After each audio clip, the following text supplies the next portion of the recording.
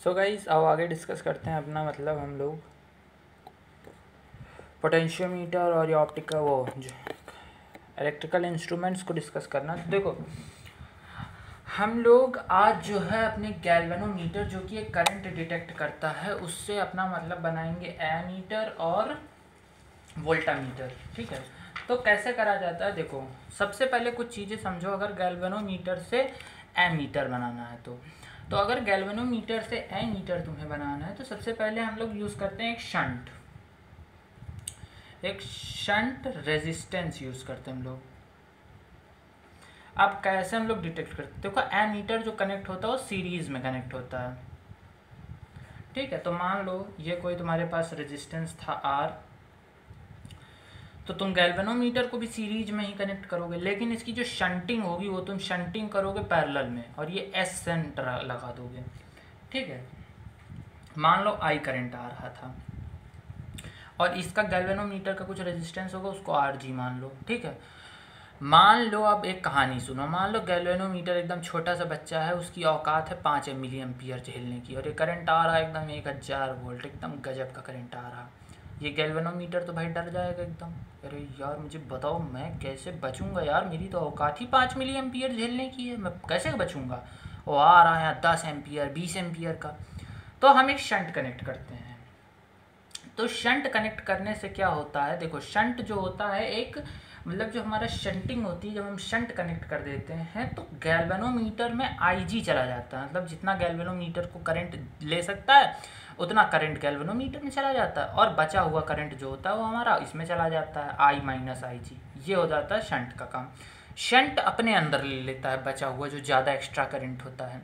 तो अब ये ए मीटर की तरह कैसे काम करता है, अब ज़रा एक चीज़ समझो कि 1/r नेट यानी कि इन दोनों का is equals to 1/s plus 1/rg होता है।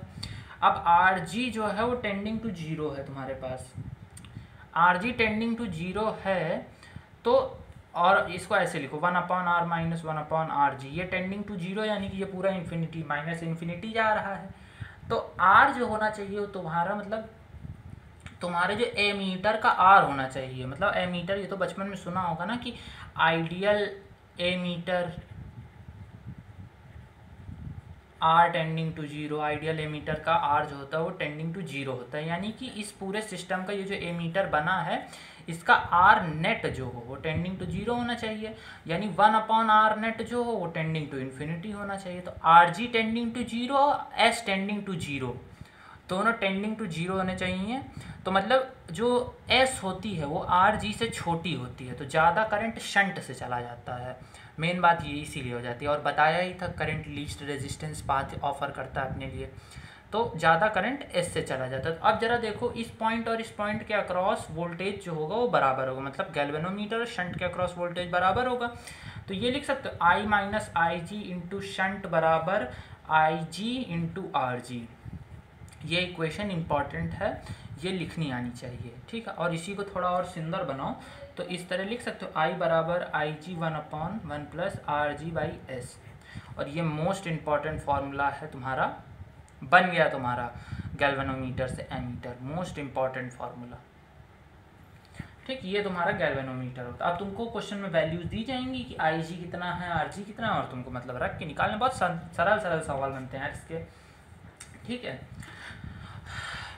तो इस तरह होता है। अब गैल्वेनोमीटर को वोल्ट मीटर में कैसे कन्वर्ट किया जाता है, अब वोल्ट मीटर का जो रेजिस्टेंस होता है आर वी जो होता है वो टेंडिंग टू इन्फिनिटी होती है, ये भी छोटी क्लास में पढ़ा होगा। तो वोल्ट मीटर को हम लोग पैरेलल में कनेक्ट करते हैं। जैसे मान लो मुझे इस आर रेजिस्टेंस के अक्रॉस वो करना है मुझे, तो मैंने जी लगाया, लेकिन इसकी शंट मुझे पैरेलल में लगानी पड़ेगी। क्यों लगानी पड़ेगी भी मैं बताता हूँ। देखो अब मैं चाहता हूँ कि मेरा जो ये पूरा ये मेरा बन गया है वोल्ट मीटर, इतना पूरा ये मेरा वोल्ट मीटर है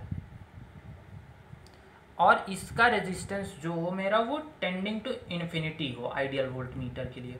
तो अगर R V is tending to infinity तो कह सकता हूँ मतलब आई जी जो गैल्वेनोमीटर में करंट जा रहा होगा वो जीरो जा रहा होगा। भाई तुम जब पूरी दीवारें बंद किए जरूरत करंट कहाँ से जाएगा भाई, बहुत कम जाएगा। और आर वोल्ट मीटर जो है वो तुम ये लिख सकते हो कि गैल्वेनोमीटर और शंट के बराबर का है। तो वोल्टेज तुम कैसे लिखोगे, सारा वोल्टेज का जो लॉस हो रहा होगा वो तुम्हारा मतलब ऐसे आई जी इसमें जा रहा होगा और आई माइनस आई जी इसमें जा रहा होगा आर के अक्रॉस। तो वोल्टेज अगर तुमको लिखना है तो वोल्टेज तुम्हारा गैल्वेनोमीटर के अक्रॉस जो हो जाएगा वो I G into R G plus S, बस यही वोल्टेज हो जाएगा। यही वोल्ट मीटर का काम हो गया तुम्हारे पास। और तो इसको थोड़ा और मॉडिफाई कर सकते हो, I minus I G into R बराबर वोल्टेज ही दोनों बार बराबर किया जाता है, सिंपल बस यही बात रहती है और कोई दिक्कत नहीं होती है, तो ये निकल जाता है। ठीक है, अब हम बात करते हैं अपने मीटर ब्रिज की। छोटा छोटा मतलब सब होता है मीटर ब्रिज। देखो मीटर ब्रिज क्या होता है। मीटर ब्रिज एक ऐसा डिवाइस होता है जिसमें हम अननोन रेजिस्टेंस को पता करते हैं और वो कुछ मतलब ऐसे फंटा टाइप का लगता है हम लोगों को। उसमें ऐसे ऐसे पत्तियां जड़ी रहती हैं, ऐसे ऐसे पत्तियां जड़ी रहती हैं। इधर इधर नट बोल्ट लगा रहता है, इधर नट बोल्ट रहते हैं ऐसे, इधर नट बोल्ट रहते हैं ऐसे, नट बोल्ट रहते हैं। तो मीटर ब्रिज में किया क्या जाता है, और यहाँ एक तार चला करता है, तार होता है, ये एक वायर होता है जिसमें कुछ रेजिस्टेंस होता है। ठीक है, और इसको हम कनेक्ट कर देते हैं, इसके अक्रॉस हम कुछ पोटेंशियल लगा देते हैं। ठीक है, और इधर हम कनेक्ट कर देते हैं एक हमारा आरबी बॉक्स, रेजिस्टेंस बॉक्स। एक रेजिस्टेंस बॉक्स होता है, आप लैब में देखोगे, उससे आप मनचाहा रेजिस्टेंस लगा सकते हो। ठीक है, तो ये वर्क करता है जानते हो आपके किस प्रिंसिपल पे, व्हीट स्टोन ब्रिज पे प्रिंसिपल पे। अब जो ये होता है इसमें एक हमारे पास इधर से जुड़ी एक पेन टाइप की होती है जिसको हम जॉकी कहते हैं। अब जॉकी को आप इस पूरे वायर पे सरकाते हो, मतलब ऐसे ऐसे ऐसे ऐसे ऐसे ऐसे सरकाते हो। ठीक है, और इस जॉकी मतलब एक देखो जॉकी जो होता है उसका दूसरा एंड ऐसे होता है और ये बीच में एक गैल्वेनोमीटर भी लगा होता है इसमें। तो गैल्वेनोमीटर में हम ढूंढते हैं एक नल पॉइंट, हम एक नल पॉइंट ढूंढते हैं। नल पॉइंट मतलब वो कोई ऐसा पॉइंट होगा वहाँ पे जहाँ पे देखो इस वायर का कुछ ना कुछ रेजिस्टेंस होता है, लैम्डा पर मीटर होता है। और मान लो अगर इसकी लेंथ एल है तो एल ओम इसका रेजिस्टेंस हो जाएगा, लैम्डा पर मीटर होता है। ठीक है, और एल इसकी लेंथ होती है और ये 1 मीटर होता है, L is equals to 1 meter, इसीलिए इसका नाम 1 मीटर ब्रिज रखा जाता है। तो मान लो आपका 60 और यहाँ पे हम लोग एक अननोन रेजिस्टेंस लगाते हैं एक्स वैल्यू का, है ना। तो जब नल पॉइंट आ गया इसका क्या मतलब होता है जानते हो, नल पॉइंट आने का मतलब कि अब वहाँ से करंट नहीं फ्लो कर रही है। तो करंट ना फ्लो करने का मतलब क्या होता है, करंट देखो ये जानते हो क्या होगा, देखो ये तुमको बेसिकली ये बन जाता है। जैसे मान लो एक्स ये है और आरबी बॉक्स का रेजिस्टेंस ये लगा है, मान लो 2 ओम लगा है, और इधर तुम्हारा मतलब कुछ मान लो अगर तुम्हारी इधर एल डैश लेंथ आ गई तो नल पॉइंट की बात कर रहा हूँ, और इसमें L minus L dash 1 minus L dash क्योंकि 1 मीटर का है। तो बीच में जो तुम्हारा गैल्वेनोमीटर लगा होगा इसमें नो करंट, तो इसको एक रेजिस्टेंस की तरह बांधो। बीच वाले रेजिस्टेंस में करंट कब नहीं जाता था, जब x into 1 minus L dash is your length where null point is achieved. तो x इंटू एक्स डैश बराबर 2 इंटू एल डैश। ऐसे ही आप इक्वेशन बना के मीटर ब्रिज के क्वेश्चन सॉल्व कर देते हो। Meter bridge is just a example of your Wheatstone bridge. Wheatstone bridge का ही एग्जाम्पल होता है मीटर ब्रिज। इसके सवाल जब आप करवाऊंगा मैं और करोगे आप तो आपको समझ आएगा। जैसे अभी मैं कुछ सवाल करवाऊंगा तो आपको मतलब बेसिक आइडिया लगेगा इसका कि मीटर ब्रिज कैसे होता है। ठीक है, तो अब कुछ सवाल करते हैं। जैसे मान लो सवाल दिया जाता है कि मीटर ब्रिज की लेंथ तो 1 मीटर होती है, कि आरबी बॉक्स से हमने रेजिस्टेंस लगाया 2 ओम और हमने जो हमारा आरबी बॉक्स से हमने रेजिस्टेंस लगाया 2 ओम, इस तरह दिया मान लो 2 ओम, और हमारा x ओम जो है वो अननोन है और नल पॉइंट अचीव हुआ 60 सेंटीमीटर पे। तो आप बताइए कि आपका अननोन रेजिस्टेंस की वैल्यू क्या होगी। तो देखो हमने ये फॉर्मूला जो होता है इसको आप यूज़ करो, अननोन रेजिस्टेंस इंटू 100 सेंटीमीटर होती है लेंथ इंटू 60 बराबर बचा हुआ जो 60 इंटू 2 ओम। इसको सॉल्व करो तो x की वैल्यू कितनी आ गई, 60 इंटू 2/40 यानी कि जुम 3 ओम आ गई। इसी तरह के सिंपल सवाल बनते हैं, है ना। ये तो हो गया ये कहानी।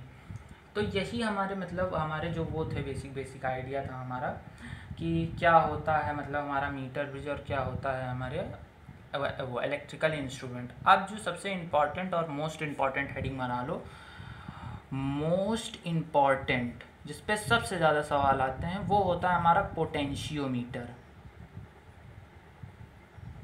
तो अगली कुछ देर हम ध्यान से मेरी बातें सुनना कि पोटेंशियोमीटर कैसे वर्क करता है। तो पोटेंशियोमीटर कैसे अपना वर्क करता है, हाँ तो गाइस, तो पोटेंशियोमीटर कैसे वर्क करता है। देखो पोटेंशियोमीटर को बनाने में बहुत टाइम लगता है, इसलिए मतलब मैंने नोट्स ढूंढे और उसमें से मतलब मैंने उनको सुधारा और फिर मैंने मतलब एक ड्राइंग बनाई है जिसमें आप मतलब स्क्रीनशॉट ले सकते हो और आप अच्छे से नोट कर लेना जिससे आपको भी समझ है इसी तरह। देखो पोटेंशियोमीटर जो होता है ये हमारा पोटेंशियल डिफरेंस मेज़र करता है वोल्ट मीटर से ज़्यादा एक्यूरेटली, क्योंकि इसकी सेंसिटिविटी करंट को ज़्यादा मेजर कर सकता है। कैसे अब करते हैं हम यूएमएफ मेजर। देखो पोटेंशियोमीटर भी आपका एक फंटी टाइप का होता है, उसमें बहुत सारे तार होते हैं, है ना, बहुत सारे तार होते हैं, बहुत लंबे लंबे तार होते हैं और उनको ऐसे ऐसे ऐसे ऐसे ऐसे किया जाता है। लेकिन आप उतने मत जाओ, आप समझो एक तार आपके लिए लगा है इतना बड़ा और ये बैटरी लगी। अब ये बैटरी इस पूरे तार के अक्रॉस एक पोटेंशियल ग्रेडियंट क्रिएट करेगी, एक पोटेंशियल देगी 0 से 20 वोल्ट का। तो पोटेंशियल ग्रेडियंट जब भी हम कैलकुलेट करते हैं किसी चीज़ का ग्रेडियंट, जैसे वेलोसिटी ग्रेडियंट कैलकुलेट करना, तो यानी velocity upon length, distance between 2 points.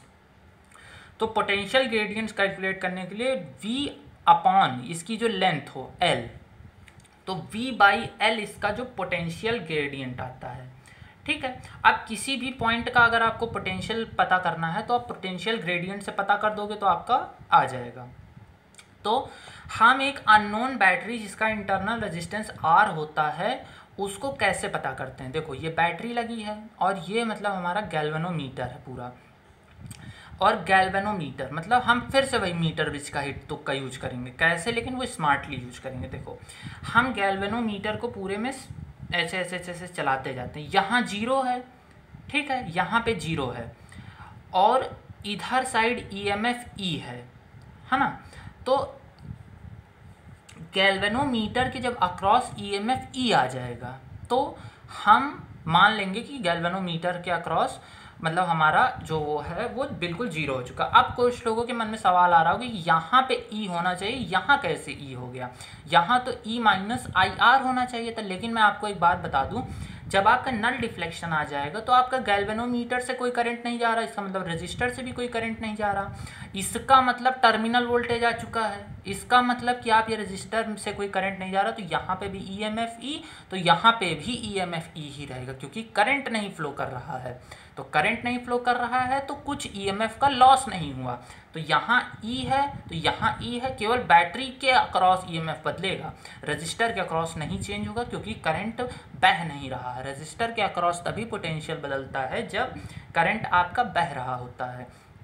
तो मान लो L1 लेंथ पे आपका नल पॉइंट आ गया, तो L1 लेंथ को जब आप पोटेंशियल ग्रेडियंट से मल्टीप्लाई करोगे तो आपको पूरा मतलब ये पूरी रस्सी है ना, इसमें ये पता चल जाएगा कि कितनी डिस्टेंस पे आपका EMF आया है। मतलब उस पोटेंशियल ग्रेडियंट का पता चल जाएगा कि इतनी दूरी पे आया, मतलब यहाँ पे EMF 3 वोल्ट था, तो मतलब यहाँ 3 वोल्ट तो यहाँ पे भी 3 वोल्ट रहेगा, तभी गैल्वेनोमीटर से करंट नहीं फ्लो किया। इसका मतलब बैटरी हमारी 3 वोल्ट की EMF की थी। अब कुछ बातें समझो, कुछ बातें ऐसी समझो कि जैसे मान लो अभी जैसे ये वाला एग्जांपल मैंने इसीलिए रखा है, उसको मैं बता रहा हूँ कि इसको पता करने के लिए आपकी जो प्राइमरी बैटरी होती है, ये जो होती है आपकी प्राइमरी होती है, प्राइमरी बैटरी आपकी हरदम इस वाली सेकेंडरी बैटरी से ज़्यादा होनी चाहिए। और ये जो नाटक लगा है ना, इस तरह मैंने जो किया है, उल्टी लगा दी बैटरी, कभी भी इस तरह करोगे तो ये देखो मैंने सॉल्व किया, आंसर गलत आएगा, हरदम गलत आएगा, क्योंकि पोलैरिटी आप कभी बदल नहीं सकते हो। देखो क्यों नहीं बदल सकते हो, जैसे यहाँ 0 मानते हो तो यहाँ 20 है तो यहाँ पे 20 है, तो यहाँ पे -4 आ जाएगा, तो यहाँ पे गैल्वेनोमीटर अब यहाँ पे -4 ढूंढेगा, तो -4 तो कहीं मिलेगा ही नहीं भाई, क्योंकि यहाँ ग्रेडियंट पॉजिटिव है, तो -4 कहाँ से मिल जाए, क्योंकि ये मिनिमम तो 0 ही प्रोवाइड कर सकता है ना। इसलिए हरदम बैटरी की पोलैरिटीज़ को ध्यान देना। और देखते हैं चीज़ें, और चीज़ों में जो बाकी चीज़ें हम देखते हैं, जैसे ये तो मतलब इलस्ट्रेशन है, देख सकते हो, मैंने मतलब लिखा था देखने के लिए कैसे कैलकुलेट किया गया है, ये सब मैंने आपको बता ही दिया कि EMF ऑफ बैटरी जो भी कैलकुलेट कर रहे हो वो आपकी पोटेंशियल डिफरेंस ऑफ वायर से ज़्यादा नहीं होनी चाहिए। अगर ज़्यादा है तो ये नॉट पॉसिबल का केस आता है, मतलब आपको नल पॉइंट कहीं अचीव नहीं होगा, समझे। और ये जो है अब ये इंपॉर्टेंट चीज़ है कि कैलकुलेशन ऑफ इंटरनल रेजिस्टेंस कैसे होता है। देखो जैसे मानो ये पूरा हमारा एक सर्किट होता है, हम यहाँ एक आरबी बॉक्स लगा देते हैं। अब हम इंटरनल रेजिस्टेंस का सर्किट का कैसे निकाल सकते हैं। देखो इस पॉइंट का जो पोटेंशियल होगा, मान लो नल पॉइंट पे नल पॉइंट आया यहाँ, तो मतलब यहाँ पे जो पोटेंशियल होगा वही यहाँ होगा, ठीक है। लेकिन ये एक बैटरी अपने आप में एक क्लोज्ड लूप फॉर्म कर रही है, मतलब यहाँ पे अब ईएमएफ नहीं होगा, यहाँ जो होगा ई माइनस आई आर होगा यहाँ पे। क्यों होगा? क्योंकि अंदर अंदर करंट बहेगा, भले ही ऊपर ना करंट जाए, इसमें ना करंट जाए, वहाँ पे दूसरी कहानी थी, उसमें वहाँ पे इसमें करंट, यही एक सर्किट था। लेकिन यहाँ पे इस सर्किट में करंट, ये वाला जो सर्किट है इसमें करंट ये फ्लो करा देगी बैटरी, इसलिए यहाँ पोटेंशियल का लॉस हो जाएगा। तो यहाँ ई माइनस आर, और ई माइनस आर को आप बराबर कर दोगे यहाँ से जो आपका पोटेंशियल ग्रेडियंट आया। और आर बी की वैल्यू पता रहती है, ई की पता रहती, आर पता रहती है, तो ज़्यादातर वैल्यूज़ आपको पता रहेंगी, तो आई की वैल्यू आपको पता लग जाएगी ई के टर्म्स में। और देखो मैंने पूरी कैलकुलेशन की है, और R1 ही केवल वेरिएबल आपका बचता है, बाकी सब चीज़ें आपको दी रहती हैं। तो इस तरह मतलब हमारा ये, और ये मतलब सेंसिटिविटी के ऊपर मैंने कुछ बातें लिखी थी, अगर आप जानना चाहो तो देख सकते हो कि क्यों इतना मतलब कॉइलिंग कर देते हैं, कि हमें मतलब इनको ज़्यादा मोड़ नहीं रखा जाता, क्योंकि हमें ज़्यादा घुमाना पड़ेगा और फिर मतलब लेंथ में थोड़ा एरर आ जाएगा उसमें, मतलब पोटेंशियल डिफरेंस में, समझे।